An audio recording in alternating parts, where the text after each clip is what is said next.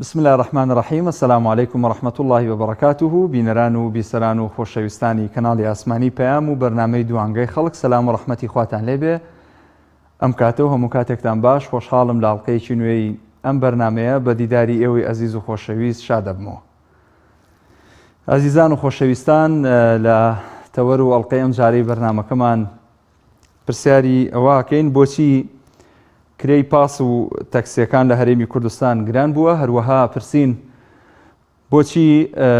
گواستنەوە لە هەرێمی کوردستان وەکو پێویست نییە. خۆشەویستان، لە وڵاتانی هەموو دنیا گواستنەوە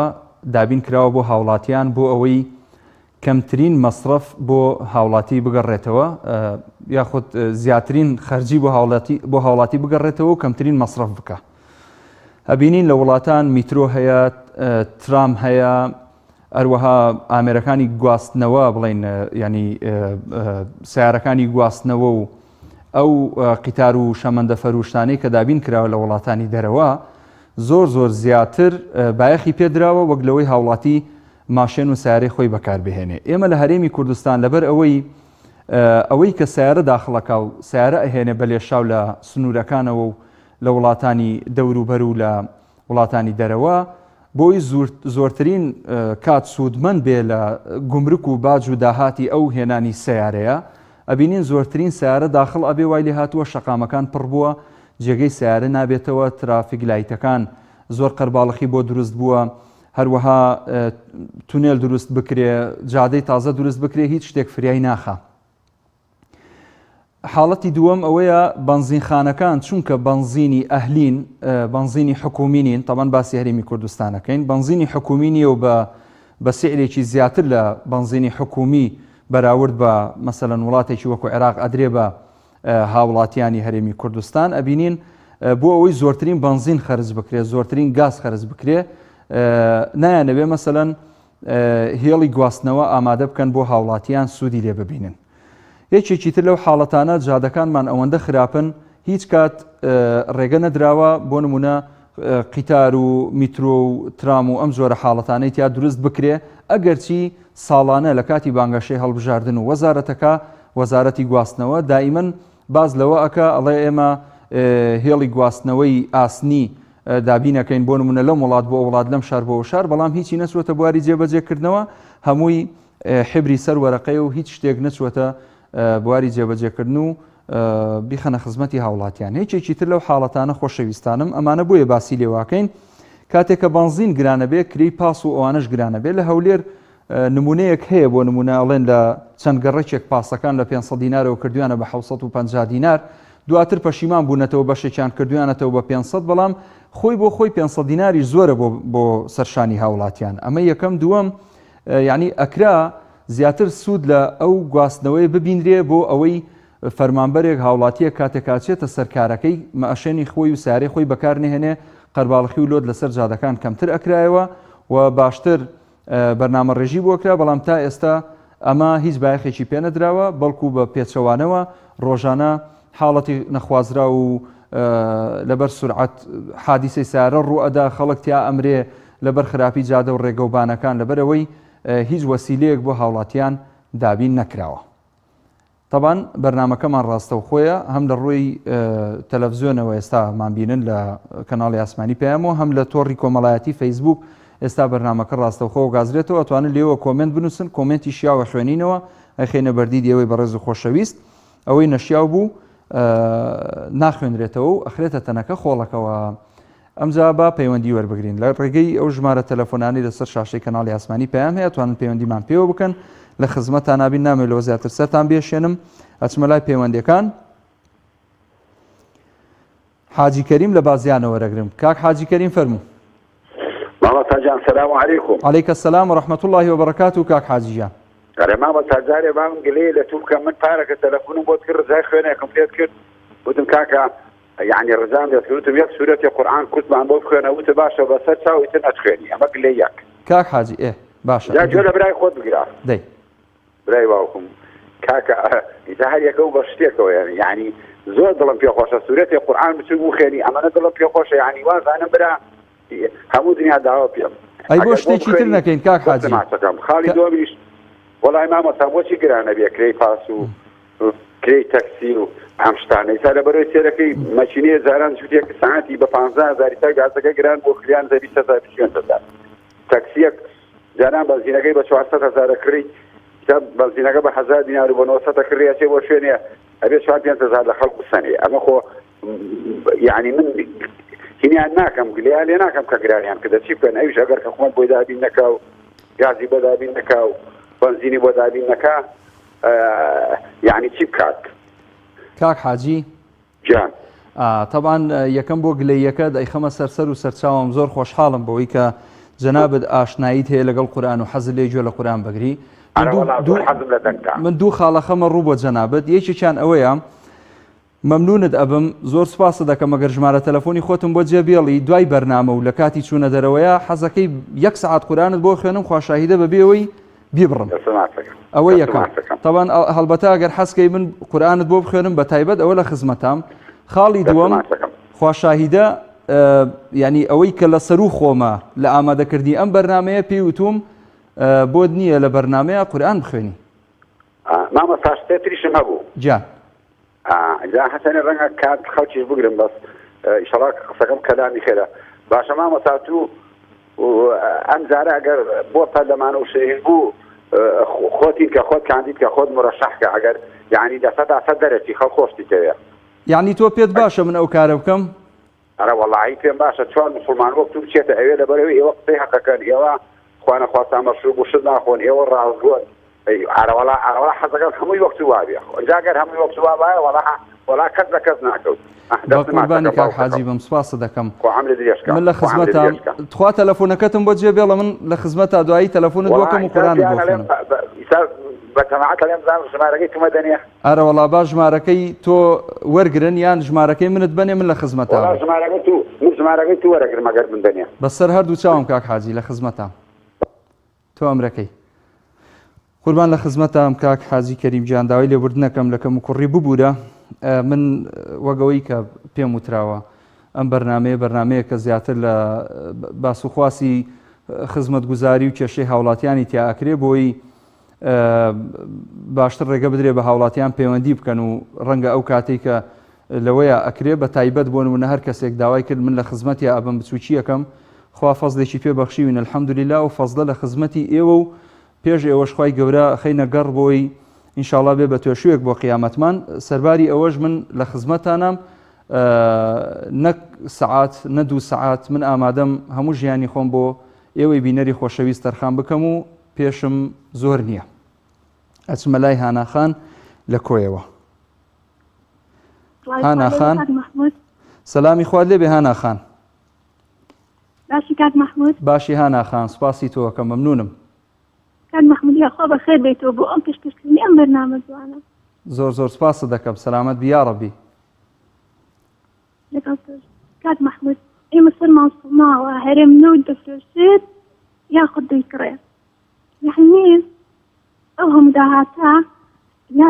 نازانرستی لێوێ کاک محمود من ئەمەوێ لەسەر تەوەرێکی دیکە قسە بکەم ئەگەر ڕێگەم پێ فەرموو ئەو بەناوسەرۆکەی حکوومەت بەناوسەرۆک لە کاتێکدا کەسانێک دادگایی دەکات کە تاوانیان نییە دادگاییان دەکات لە کاتێکدا ئەبوو ئەوانە دادگایی بکرێن کە داهات هێرێمی کوردستانیان بە تاوان بردووە سەرچاوە قەیرانەکانی هێرێمی کوردستان تا ئێستاش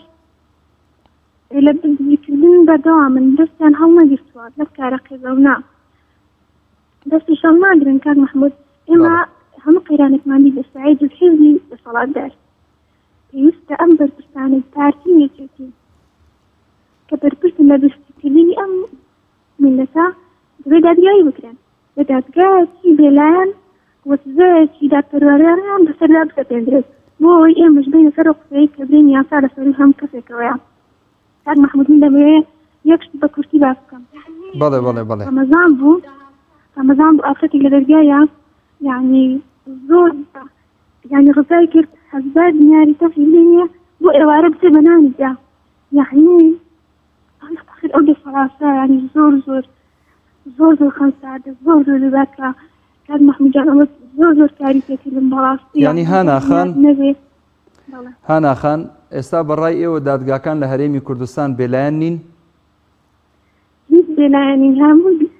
ئیسلمانی بێ ئەوە سلێمانی بۆ کار بۆ فائێچێتی دەکات ئەگەر لە هەولێری بۆ دۆڵۆکیش هەمووی لەژێر ئەوەی مەسئول زارزانیە حکومەت خۆی ناوە سەرۆکی حکومەت ئینشاءالله ئەمانەش ئەبن بەڕابردوو ئەم سەرۆکانەی ئێستا دەستەکانت لایەن خۆیان نا ئەو سەرۆک و ئینشاءالله چی خێرە خواوەمان بۆ بکە سپاسە دەکەم دەستەکانت خۆش بێ هاناخان بۆ پەیوەندێکت خۆشحاڵت کردین سپاس بۆ پەیوەندێکت جارێکی تر ئەچمە لای کاکسامان لە هەولێرەوە کاکسامان فەرموو سەلامی خۆی بێ السلام عليكم عليك السلام كاك سامان جان ورحمة الله وبركاته سپاسی جنابت دەکەم برای عزیزم لە خزمەتم سلام عليك محمود أول داكم سوكري ولا لاقي ده بوخوا يعني لو أشي قال خراب داينا هو خير وجوانا على ماني كل ماري يعني باري داراي ما زوق خراب أنا زين شيكي بله فلاش تشيرين يطواجه سوكري لقلبي ده وأنا ماري كتباي ستة زايد دي بقى خمس ما دوتر دي باشا کاک سامان دایمە خەوە ژمارە تەلەفۆنەکەتم بۆ جێبێڵە پەیوەندی پێوە دەکەم ئینشاءالله دایمە خەیجانەکەم لە خزمەت بەڕێزان وەکو ئاماژەمان پێکرد بەردەوامی لەگەڵتان لە خزمەتان نین لە تەوەری ئەڵقەی ئەم جارە باز لە گرانبوونی تەکسی و کرێی پاسەکەین هۆکارەکەی شێگەڕێتەوە بۆ گرانبوونی بەنزین و بەڵێ بەڵێ ئەلو بەڵێ چێمان لەگەڵا چۆمان لە سلێمانیەوە کاک چۆمان لە خزمەتان فەرموو کاک مەحموودجان خوازە بەخێر باتەوە ئینشەڵڵا ئەجمعین کاک چۆمان گیان سپاسی جەناب دەکەم زۆر سپاس بە قوربانە بم لە خزمەتام کاکی خۆم ئێمە جەنابەت ئەم بەرنامەیە ئەکەی لەسەرم حکومەتە ئەمانە کۆمپانیان ئەمانە دوو بنەماڵن ئەمانە ئەیانەوێت ئێمە ئەم هەرێمە بخۆن بۆ خۆیان نایانەوێ خەڵکە خۆش بژی نایانەوێ بەختە وەربێ بەڵێ تێگەی برای باوکەم لترێ نەوت بە 800 دینارە ئەم ێوارەیە کڕێمە بە 800 دینار بەڵێ لترێ بەنزین بە 850 دینارە ئێمە وەکو چراکەمان لێهاتووە شۆقمانەیە بۆ دەوروبەری خۆمان شۆقمان نییە بۆ ژێر خۆمان ئێمە بۆ خۆمان ئەم هەموو نەوتەمان هەیە بریای خوا لە بری نەوت سێوبن عەرزەمانە بۆە بەزە بوو تێرمان لێ خوارد بەڵێ کاک چۆمان ئەزانی ئێستا نەوت بەرمیلێک نەوت بە نزیکی 90 دۆلارە ینی سەر و 90 دۆلارە خیناکە بە 90 دۆلارە کوڕی باوکم ئەم هەموو بیرە نەوتە من بۆ خۆم لەگەڵا بووم لە تەختە کە بیرمان لێداوە کاک مەحموود بەبێ هیچ وەسائلێک هاتۆتە دەرێ بەبێ هیچ وەسیلەیەک بەبێ هیچ وەسائلێک هاتۆتە دەرێ شایەتم هەیە لە تەختە مەترەکەشی پێڵم لە 2555 مەتر نەوتارە دەرێ جوانە مەسعودی بەڕێز بە حساب باوکی کووردە بەعزێگەڵێ باوکی کووردە بەڵێ بە بۆری دەمشیگە ڕەوانەی تورکیای کرد برای باوکم ئەی خەڵکی خۆشی وا ڕق بووە چەنەها عایلەمان بینی خەڵوزی بردە ژوورەوە و ماڵ و عایلەکەی تیاچوو کاک مەسعود تۆ لە کوێ تۆ ئەگەرم حکومەتە بۆ ئەگەرم میلەتەوە بۆ بەڕێوە ناچێت دەوەرە ئەم لاوە بۆ برا بچووکتان کێوە برا بچووکی کێوە برا گەورەی ئێمە نین من برا گەورەی کاک مەسعودم دەوەرە ئەم لاوە کاک مەسعود بەڵێ کاک بافێڵ و کاک وەچوو ڕایەکڕۆ بۆ بەخا جارە لەسەر سەر و کۆمار شەڕەکان بڕوا من سەر و کۆمارم بۆ چییە منەمەوێ قومێ نەوتە بێ بۆ مناڵەکانم ڕق نەبنەوە لەسەربانە من ماڵەزانم هیچی نییە بیسووتێنێ جوانە یەکەی برای باوکم دەست خۆش بێ بەڵێ پەیامەکەت گەیشت کاک چۆمان دەستەکانت خۆشەکەمی سەرمێشانی زۆر سپاس لە خزمەتین کاک چۆمان ئەچمە لای کاک عەبدوڵڵا لە چوار قوڕا السلام عليكم ورحمة عليك السلام ورحمة الله كاك عبد الله جان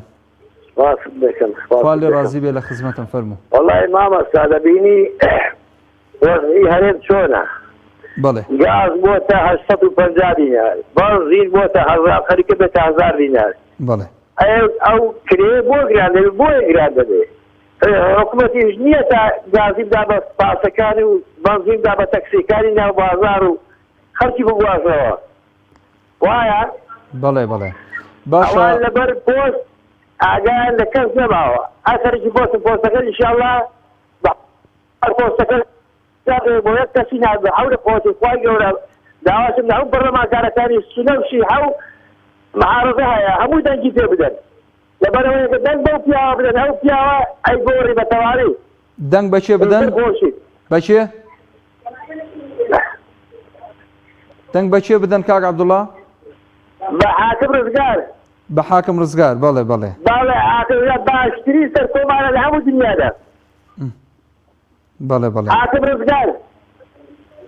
دەستەکانت خۆش بێ حاکم ڕزگار هەموو سنە و شیعە و معارەزە بەڵێ بەڵێ حاکم ڕزگار بەڵێ دەستە خۆش بێ کاک عەبدوڵڵا زۆر سپاس بۆ پەیوەندیەکەت زۆر سپاس باوکی محەممەد وەرەگرم لە کەلارەوە مامۆساگیان سەلام عەلەیکوم عەلەیکە سەلام و ڕەحمەتوڵڵا باوکی محەممەد مامۆسا تخوا بەرنامە لەسەر کارەبا بکە وەڵڵاهی خەڵک ژیانی نەما ئیمڕۆ ئێمە کارەبامان بۆ هاتێسۆ نەمان 400 و چتێ کارەبا هاتێسۆ ئی خەڵکە بۆ هەڵناسێ بۆ خەڵک نازانم خەڵک بۆ نووسووە کاکە بۆ داخەوە وەڵڵاهی کارەبایەکی زۆر تێکە بۆ ئەم خەڵکە 470,000 پارەی کارەبامان بۆ هاتێسۆ کارەبا هەر نەوە ئەمجا کارەبا بووە ئەگە کارەبات بینی ڕەحمەت دێ سڵاوێکی دێ بکە وەڵا کارەبانی خەڵک قبولیەکە باوکی محەممەد گیان ئەڵقەی پێشوو لەسەر کارەبا قسەمان کرد ئەڵقەی پێشوو ئەڵقەی پێش ئەم بەرنمەیە قسەمان لەسەر کارەبا کرد لەسەر جۆزەی زیرەک لەسەر کەمی کارەبا لەسەر نەهاتنەوەی لەسەر گرفتی کارەبا کرد ئەرە وەڵا مامۆساگیان گیان بە قورعان ئەمانە خەڵکیان تەواو بێزار کردە وەڵڵاهی نازانم بگەیتە پارەی کارەبایە بگەیتە ئاوا نازان بگەیتە بە قورعان ژیانیان بۆ خەڵک نێڵا بەڵام خەڵک بەداخەوە خەڵک هیچ قسە ناکات ئەمە کەی ژیان ئەمە کەی حاڵە بەدەستەمانەوە بەڕاستی بە حەقەت خەڵک ژیانی نەمایە بەدەستیانەوە کاکە داواکەم لە کار پاڤێڵ بکاتە دوو ئیدارەی بکاتە خاتر خوا و پێغەمبەر بکاتە دوو ئیدارەی نیجاتمان بێ یعنی بیکا بە دوو ئیدارەی حەلە بێ ئەرە وەڵڵای حەلە بێ بەخوا با پێت بێژە من ئەمە سەراحەت قسەکەم ئەمە کار پاڤێڵ با پێ بێ ئەندامانیان لەدەستدایە چونکە کورە بەداخە چییە ئەمە هەر قەرارێ لە لای لە پەرلەمانە دەستکە مەسئول دەریکامان تەرفیزەکە ژیان نەما گوزەران نەما هەموو شتێکیان دایەسا ئەهلی و خەڵک ژیان خەڵک قورس بووە ئەمە ناکرێ بە قورعان کاکە مەحموود حەزەکەم ئەو شتە پێت بێژم ئەمە 4 ساڵە پارە لە خەڵک ئەچێنە کە سیارە ئەوێستێ هەولێر تازە خەوریە لە کەلارە 4 ساڵە ئەیدەنە تەندە پارە لە خەڵک ئەچێن لەسەر شۆستەکان بەڵێ بەڵێ ئەمە ناکرێت ئەمە ناکرێت وەڵڵاهی ژیانیان لە خەڵک کاکە داوایان لێکە پارەی بارانەکەی لە خەڵکێن هەرەوە مایە کاکە چوونە دەشتیکە پارەمان لێ بچێنن بیکە خاتر خوا بەرنامە لەسەر شتێ لە بکات دەستی خۆش بێ باوکی محەممەد سپاس دەکەم بۆ پەیوەندیەکەت خوا ئاگادارت بێ ئەچمە لای کاک محەممەد لە قەڵاتزێ مامەکیانم کاتت باش هەموو کاتت باش کاک محەممەد قوربانت بم بەڕێزی گیان بڵێ بابەتەکەمان لەسەر گرانبوونی نرخی پاسە بڵێ یا کاکە گیان ئەو پاسانەی کە هاتوون پێویست ناکە ماستا ئەو پاسانەی کە داخیری قەڵازێ بوون مۆدیل 2024 و 25 کامل مۆسەفاتن یعنی کام هەموو خزمەت گوزاریەکیان تێدا مەوجودە کە سەرەکەوی سەرەتا ڕێزێکی زۆر بە گەرمی بە خێراتنەکەن چات بۆ دێ قاوەت بۆ دێ یعنی هەموو شوێنە گشتیەکانت پێنیشانەدا نەفەری تایبەتی خۆی لەگەڵە ئەمە لە قەڵاتزێ بەڵێ اینجا خەڵکیش پێی مرتاحە یعنی بەلایەوە هینە ئەوەیە پێی باشە کاکە ژیان بەڕاستی کرێەکەشی 750 دینار هەر زۆر کەمە ئەبولانی کەم 5,000 بوو بە ماشەڵڵا خۆی لە خۆیدا موهیمیەکەی لەوەشدا پارە بەدەست نییە کردویانە تکت لە مۆقیفی پاس تکت ئابریجا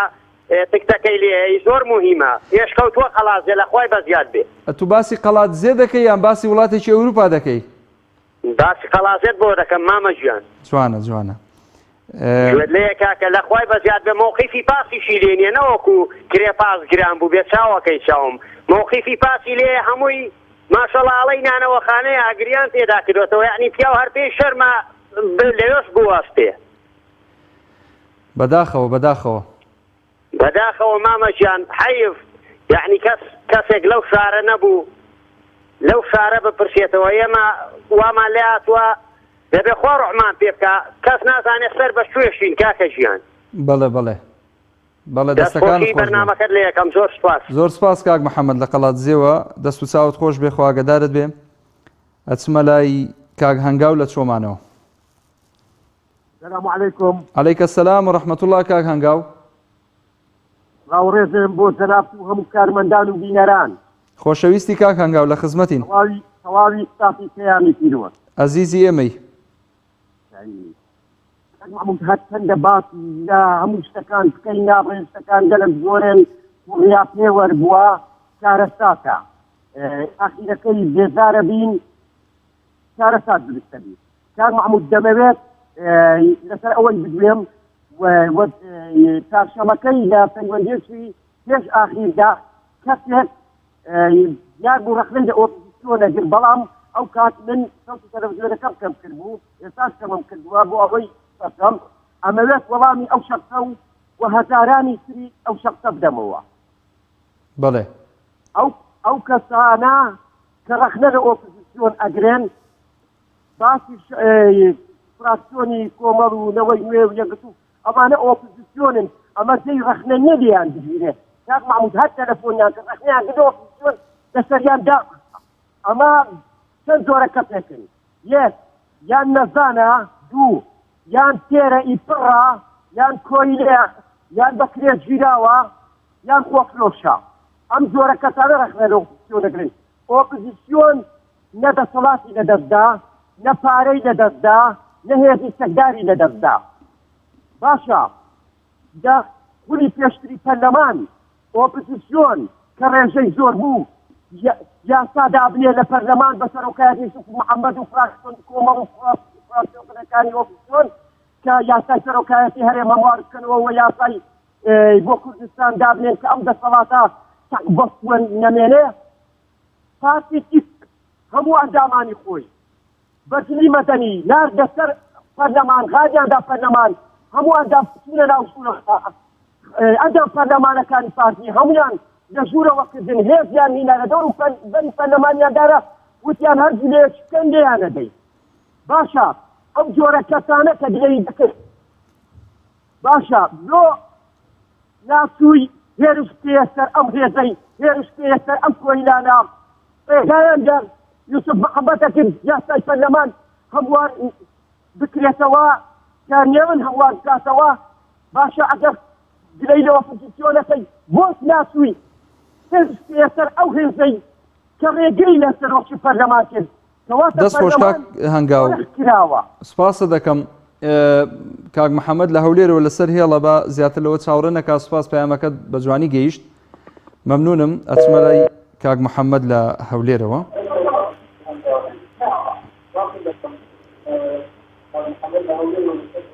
کاک محەممەد فەرموو.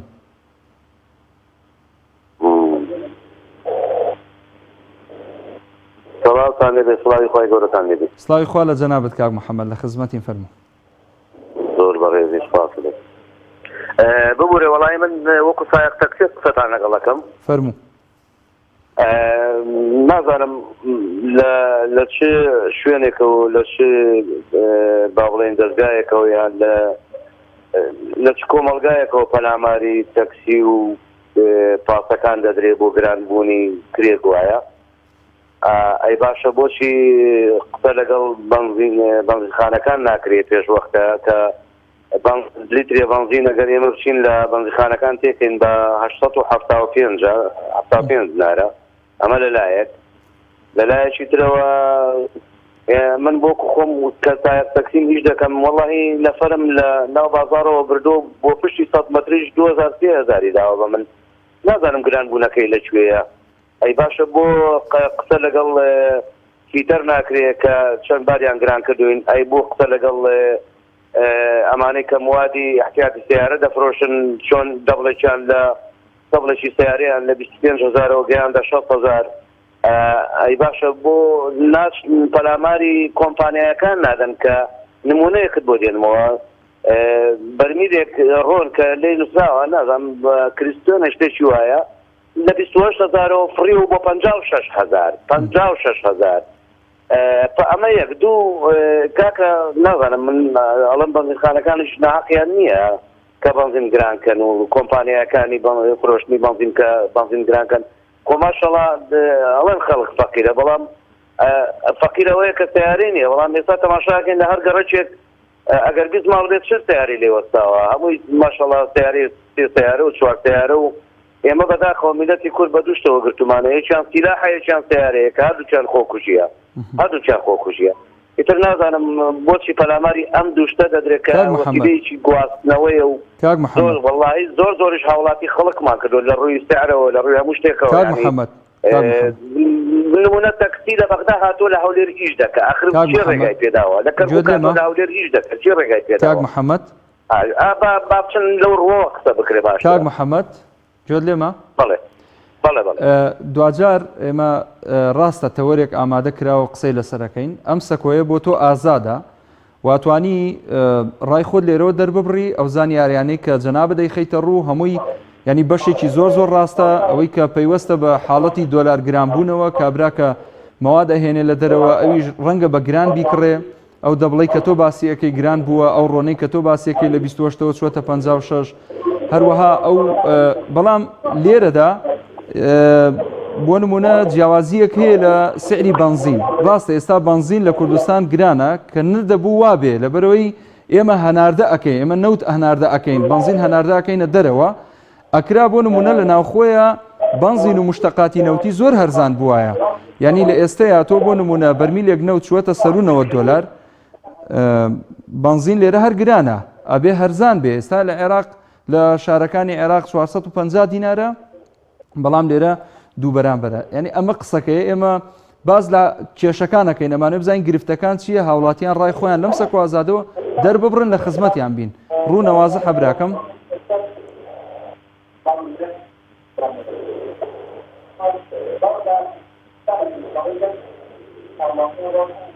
دەنگی من درەنگەگاتە ئەو ببورێت مداخلەترما وڵی کاکە ئێمە وەکو بەعام باسکەم وەکو کوردستان ئێمە پیاوێکی زۆر باشین بۆخۆی مەسەلەیەکی پێشینان هەیە ئەڵێ حتا ماڵ پێ بێت بە مزگەوت حرامە بەس وەڵا کاکە ئێمە نەوت دەنێرین ئێمە ئاوە نێرین ئێمە ئار دەنێرین ئێمە حەچیەک کە بۆ خۆمان زۆر کارەباشمان داوە بە دەور و پشت ئەوەی کە بۆ خۆمان پێویستە ئەیدەین بە دەوروبەرمان بۆیە ئەوە لە ناو خۆمان ماڵمان وێران بوو هەموو شتێکمان لەسەر گران بوو ئەوەیە مەوزوع کە دەنا من بەڵە جۆری بەنزینەکانی دەزارم لە شوێ دروست دەکرێت چۆن دروست دەکرێت دەستەکان خۆش بێ سپاس بۆ جەنابەت کاک محەممەد بەڵام ئەو بەنزینەی کە باش زۆر سپاس دەست خۆش سپاس بۆ پەیوەندێکە جارێکی تر ئەچمە لای مام کامیل لە چەمچەماڵەوە مام کامیل بەڵێ مام کامیل کاگە بۆ کەناڵەکەی کاگە مەحموو لە خزمەتە مام کامیل کاگە مەحموودیان پێشوازی لە کەناڵەکەتانەگەم ئەو عالەمە گشتی تەلەفۆنەگا و ناڕەزایی دەرەبڕێ بۆ ئەم حکومەتێ لە بۆ ئەم حیزبێ لە گەندەڵن بەڵێ کاک مەحموود گوێ لێمە چاکم گوێ لە تەمام کامیل لە خزمەتم ئەرەوەڵا من تۆزێک حەزەکەم هەواڵەکەم درێژە و گوێم لێ بگری بە شادی گوێم لێ بگری من باش مکەسەرات ئەمفالەگە و باز مکەسەرات سینیاباران هەڵەبجە و کوشتن و بڕین و ماڵوێرانی و تاڵانکردن ئەم وڵاتە هەر هەمووی بە ناوچاوانەوانەوە بوو بڵێ گوێ لێمە چاکم گوێ لێتە ئەرەوەڵا بەردەوام بە من ڕۆژێک بووم لە وڵات خۆمانە 30 ساڵ شواری و ساوادوانی بکرد ئەگەرم 30 ساڵە من خوێناهێزە شتێک بووم لەم وڵاتەوە بڵێ پشتگیری پێشمەرگە بوومە هەر لە زەمان بەلە ئەمسالەگەشۆ لە زەمان خالید گەرمیانی و مامەڕیشە و ئەمانەوە شاعیرێکی ئەم وڵاتە بووم شاعیرێکی ئەم وڵاتە بووم پشتگیری پێشمەرگە بووم خزمەتکار پێشمەرگە بووم لە دەشتا نانمە داوە پێشمەرگە دایکە پیرەژنم بوو ڕۆژ وا بوو پێش تەژنانیە کرد یاخوا لەشە ساغ بێ مام کامیل یاخوا لەشە ساغ بێ نانێکی نێماوە یوارە هەر لە بیانتایرە سەلام عەلەیک سەلام عەلەیک سی چل مامەلمانیەلکەیەکە چاوم و یەلکێ نێکەوت ژنێ دایکم بووە مودایە دوێلکەم بۆ بنێرە بۆ لای ڕانایت ئەی نێوانەکان لەبەرەوە نوێگەیە ئاش قورسا ئەشکانە ناو ڕۆن بۆ نێوان ئەم نێوانە شەریفیە لێوە مام کامیل بەڵێ جەنابی دایکت لە ژیانە یان وەفاتی کردووە وەفاتی کردووە خەفە دەمانە کوشتێ نای سێ شەرمەی یاخوا خوا لەی خۆش بێ بە بەهەشتی پان و بەرین شاد بێ تۆ داغ زۆر حالە زگما هەرچی هەواڵتیە بۆ تۆ ئەوان گشتیان جوان لە دوا هەواڵەکەیەتی بڵان هیچ کاتێکەوان بەمە تەڕ نابن من پشتگیری پێشمەرگە بوومە لەو دەشتا بەخوا ئیسەگە 150 نارم فالانەمەیە خۆم خەریک بوو ئەمفال بووم لە سیارەکە خۆم هەڵدابراگەم پیان ڕۆی مام کامیل ڕۆی قەومەگەم ڕۆی قسمەتەکەمی پیانە ئیسا گەیمەتە حالێک گەیمەتە حەسابێک گەیمەتە بەرهاوردیە ئەرێم خۆزگا خۆم هەڵمەدایەوە ئەمانم نەدیایە مام کامیل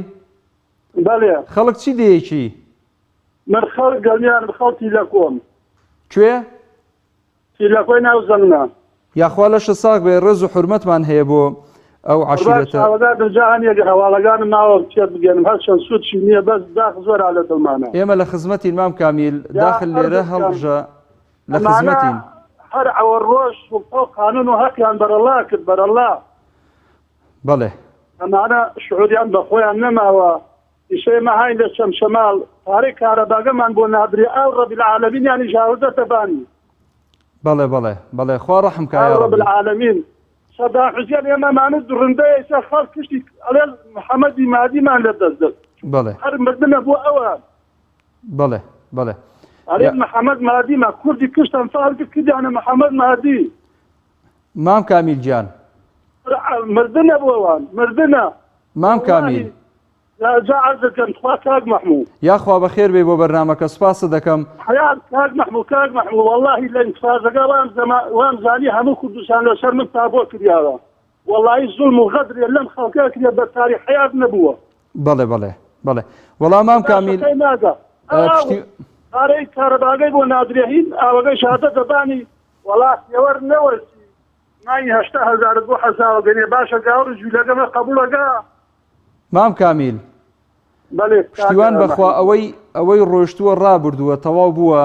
شەڵا ئیمانت سەلامەت بێ عاقیبەتت خێر بێ ئاگار لە تاعەت و عیبادەتەکەت بێ و بەردەوام بە لەسەری خوای پەروەردگار ئەو تەمەنەی کە ماوتە ئیشەڵا بەخێر و بەرەکەت و سیحەت و لەشساغی بەڕێیکەی ئیشەڵا لە خزمەتی خوایە بیت ئەوە لە هەمووی گرنگترە ئەوەی لە ڕابردووە کردوتە والله ئەو خەڵگە نییە جاری نییە نەخەوی لەکە نە ژیانی ژیانەوە دەستەمانەوە بە ئەو ڕەب العالەمین چیە کورە داوەشێن ئەو چیە لێوە وە پارەی دەنە خەڵک دەسەکانت خۆش بێ یاخوا زۆر سپاس بۆ پارەگە لێ بچێنن مانی 10,000 7,000 هەرەوە نەگا زیاتر نییە تەواوە پەیامەکەت گەیشت مام کامیل گیان خوا گای لێت بێ یا ڕەبی سەلام و ڕێزمان هەیە زۆر سپاس ئەچمە لای کاک محەممەد لە دەربەنی خانەوە کاکە گیان باشی براکە باشی کاک محەممەد سپاسە دەکەم کاکە دەتخۆشی بەرنامەکە برا گەورەی ئەزیزی لە خزمەتین فەرموو وڵای قوربان گیان من نامەیە بە زمانێکی زبر قسە بکەم بڵێ تێگەی چونکە زمانی زبر هیچ شتێک دروست ناکە تەنها ناکۆکی دروستەکە من یەک داواکاری مێ بەڕاستی داواکاریەکم هەیە لە ئەوانەی کە بەربرسن لە هەرێمی کوردستانە کە دەسڵاتیانێ لە حکوومەتان و ئۆپۆزیت هەر چییە کاکە بەڕاستی بازار لە هەرێمی کوردستانە وەستاوە بەڵێ ژیان وەستاو ژیان نابێ بۆستی ئەبێ بەردەوام بێ بەڵێ ئەمە بەردەوامبوونی ژیانێ کاکە تۆ هیچ کار و کاسوێک نییە ئەشیا هەمووی گران بووە ینی بەڕاستی پارە پێیان ناوێت ینی ژیان من ئێستا کەسێکم باوەڕ بکە خێزانم نییە ینی هێشتا خێزانم پێک نهێناوە تا حەدێ من ئەتوانم خۆم بژێنم بەڵامەکو من خەڵکێکە بینم بەڕاستی ینی زۆربەی زۆریشی وایە کاکە ئەوە نییە بڵێ وەکو جاران نەماوە تۆ بڵێ کاکە ئەمە لە گەڕێکێکا 4 ماڵ لە فەقیری یان دوانی دابێ ئێستا زۆر وەسعی خەڵک خراپە من ئەوە ناڵم کاکە ناڵێم پارە دابشکەن وەسەر خەڵکە من ناڵێم کاکە هەلی کار بۆ خەڵک بڕەسێنن بازار ئارزان بێ تۆ نەوت نادەی غاز گرانە بەنزین گرانە شتومەک گەرانە یعنی ژیان ئاوا ناڕوا بەڕێوە بەڵێ نازانم بۆ کەسێ نییە دڵسۆز بێ باوەڕ بکە کاک مەحموو لە هەموو ئیشەکە هەر ئینسانێ بێوێ بە دڵسۆزانە ئیش بکە بە ڕازگۆیانە ئیش بکە سەرکەوتن بەدەستێنێ بەڵامەکو هەر کەسێک نێتی ئەوە بێ ڕازگۆ نەبێ لەگەڵ خۆیان بەس بۆ گیرفانی خۆی و بیر لە دەوروبەرەکەی نەکاتەوە قەت سەرکەوتو نابێ هەر ڕۆژێکە ڕوخێت جوانە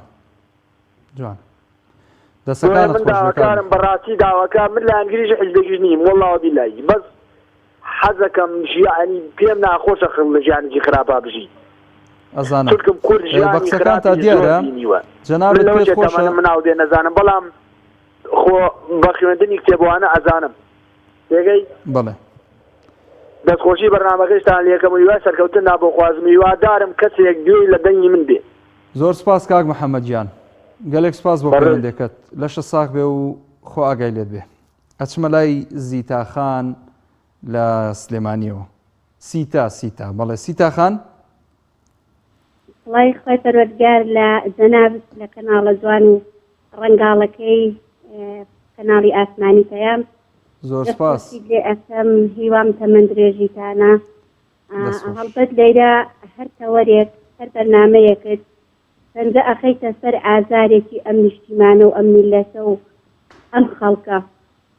تەمەنا ئەکەم ئینشاءالله لە کۆتا ساتەکانی ناڕەحەتیەکانی میلەتەکە مابین و لە کۆتا ساتەکانە بین کە ئینشاءالله ناڕەحەتیەکان و سەختیەکانی ژیان تێپەڕێنین ئینشاءالله هەڵبەت تەوەری بەرنامەت بۆچی کرێی پاس و تەکسیەکان لە هەرێمی کوردستان گران بوون هەر کات نرخی سوتەمەنیەکان جێگیر بوون هەر کات نرخەکان باڵانسی خۆیان وەرگرت ئەو کات هەموو شتەکان مسەخەر ئەبێت کە ئێمە بتوانین ژیان پێیکەین ژیان بەڕێکەین خۆشەویستین بۆ یەک بە یەک ئەو هاوڵاتی بەڕێزانە و ئەو خەڵکە پڕحەسەتی کە یەنە سەر هێڵ هەر یەکە و ئازارێکی هەیە هەر یەکە و معاناتێکی هەیە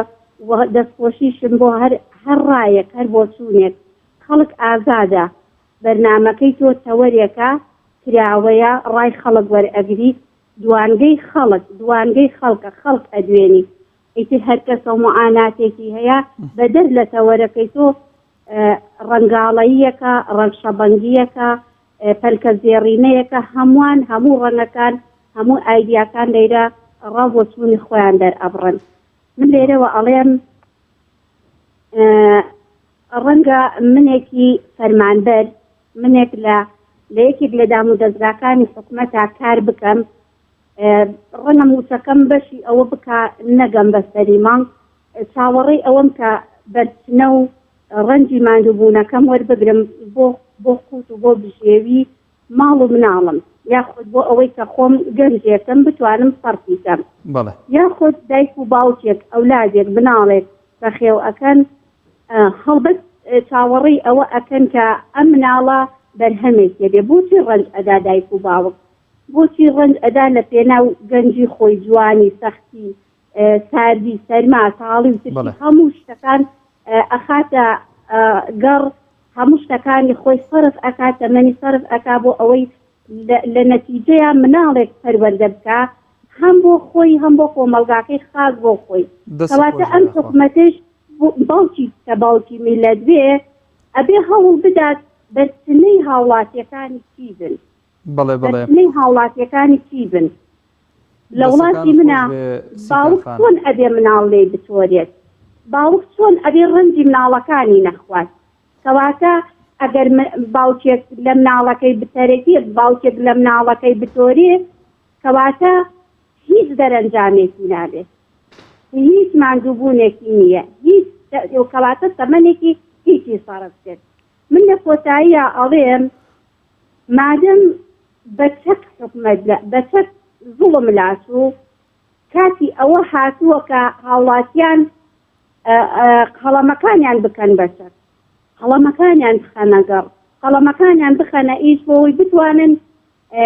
حکومڕانیەکی پاک حکومڕانیەک کە چۆن بڵێ ڕەحمەت لە پێشینەکانی ئێمە وتیانە گورگ و مەڕ بە یەکەوە ئاو بخۆنەوە. دەست خۆش پەیامەکەت بە جوانی زۆر سپاس. سەرکەوتوو بن دەستخۆشتان لێکم و وەسەلام عەلەیکم. وعەلەیکی سەلام. خوا لەگەڵ کاک میران لە زەڕایان کۆتا پەیوەندی وەرەگرم. کاک میران. سلام علیک براکەم. عەلەیکە سەلام کاک میران جان. زۆر بەڕێزی. وەڵی بۆ ئەم تەوەرەی جەناب